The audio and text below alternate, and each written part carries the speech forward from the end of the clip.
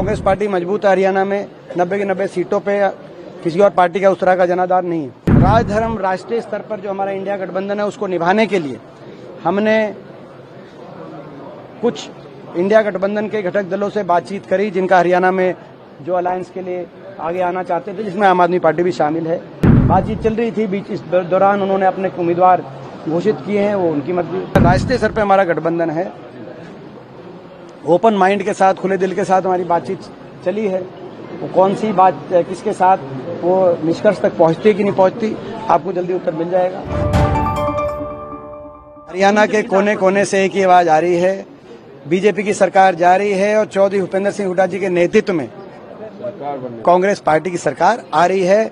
और जुलाना के जन ने, 36 बिरादरी ने ये ठाना है, बीजेपी को भगाना है और विनेश को रिकॉर्ड मतों से जुलाना से जिताना है।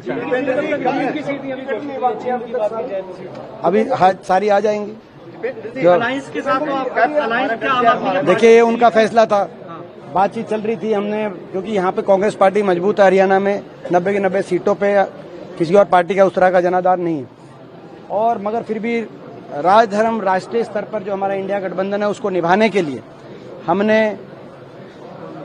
कुछ इंडिया गठबंधन के घटक दलों से बातचीत करी, जिनका हरियाणा में जो अलायंस के लिए आगे आना चाहते थे, जिसमें आम आदमी पार्टी भी शामिल है। बातचीत चल रही थी, बीच इस दौरान उन्होंने अपने उम्मीदवार घोषित किए हैं, वो उनकी मर्जी। दीपेंद्र, सीपीआई एम का नाम चल रहा है कि शायद वो कुछ सीटों पे आ सकती, कुछ ऐसा है? देखिए, मैंने जैसे कहा कि बातचीत हुई है इंडिया गठबंधन के बाकी तमाम घटक दलों से, जिनका राष्ट्रीय स्तर पे हमारा गठबंधन है। ओपन माइंड के साथ, खुले दिल के साथ हमारी बातचीत चली है। वो कौन सी बात किसके साथ वो निष्कर्ष तक पहुंचती है कि नहीं पहुंचती, आपको जल्दी उत्तर मिल जाएगा।